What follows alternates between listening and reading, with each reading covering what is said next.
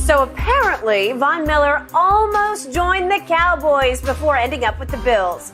On his IG story, Miller posted a picture next to Micah Parsons.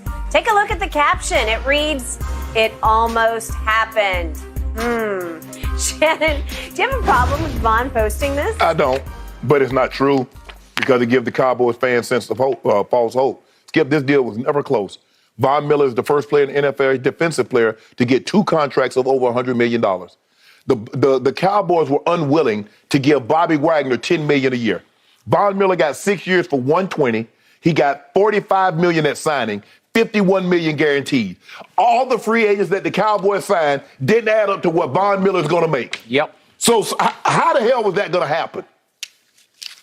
I mean, Von, why you do this? Why did you give? I don't understand. He's from DeSoto, which is a little ways down the street from Dallas. I get all that, Skip. But there was no chance in hell Von Miller was going there. Von Miller is a hired gun now. He's like, I'm going to the highest bidder. Hell, the Rams had more money on the table. They didn't have that money what Buffalo gave him. So he wasn't going back there. The man he had 6 years, $115 from Denver, got all of that, and now he got 6 years, $120 from Buffalo. $45 million at the time of signing, $51 million guaranteed.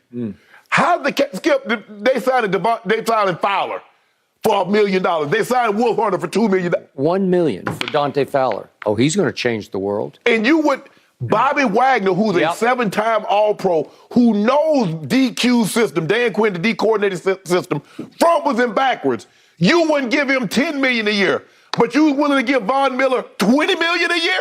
$54 million at the time of sign. Stop it. You know damn well that wasn't going to happen. It almost happened, like L.A. is pretty close to New York City. No, it's not. It's not. That's how close it was, from L.A. to New York. Exactly. Okay, to me, this rubbed me the wrong way because it's a pretty weak reach of an attempt by Von Miller to re-ingratiate himself with Cowboy Nation. Yeah. Because to your point, he was born in Dallas and he was raised in DeSoto, which is part of the Dallas-Fort Worth area.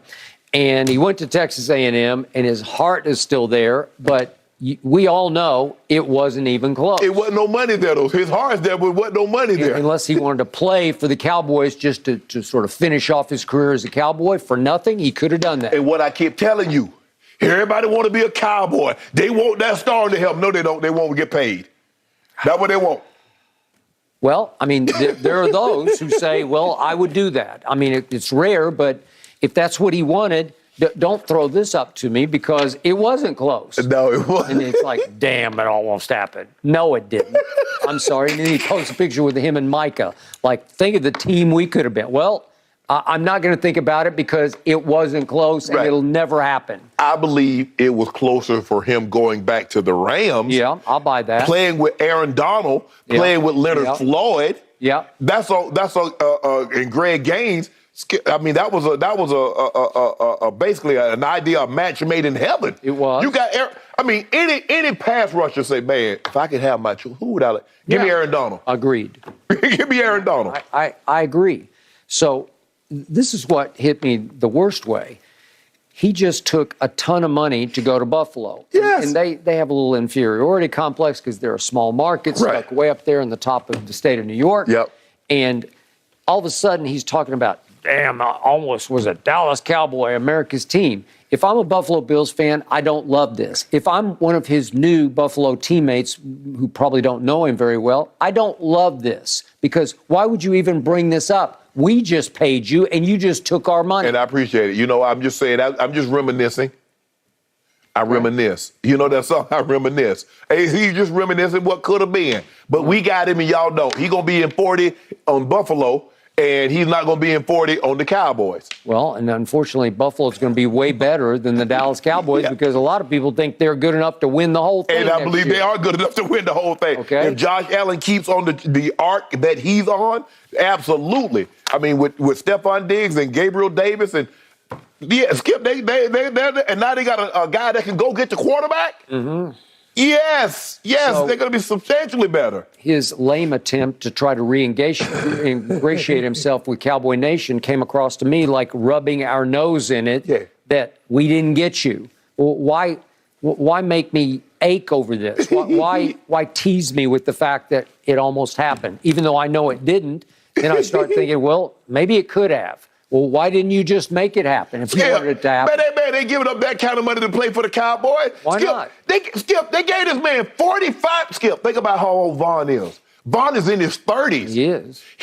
Before I last year, consider him an aging player. Yes. Yeah. I think Denver considered him an aging player. They gave that man 6 years, 120. They gave the man 45. The moment he showed up in Buffalo, they said, "Here's the check for $45 million minus the taxes, and we got another $6-7 million coming for you over the 3." And he's gonna give up. Skip, they gave Dorrance Armstrong $6 million. Von Miller got 45. Well, there's no state income tax in Texas.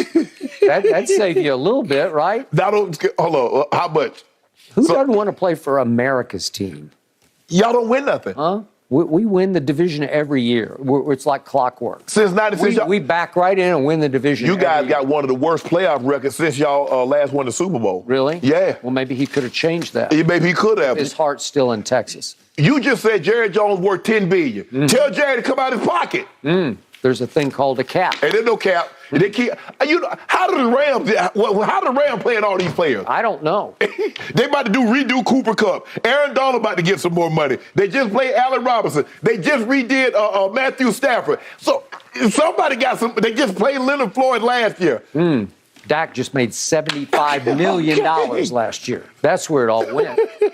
Well, they ain't got nothing to do with Thank you, Dak. Money talks, gentlemen. All right.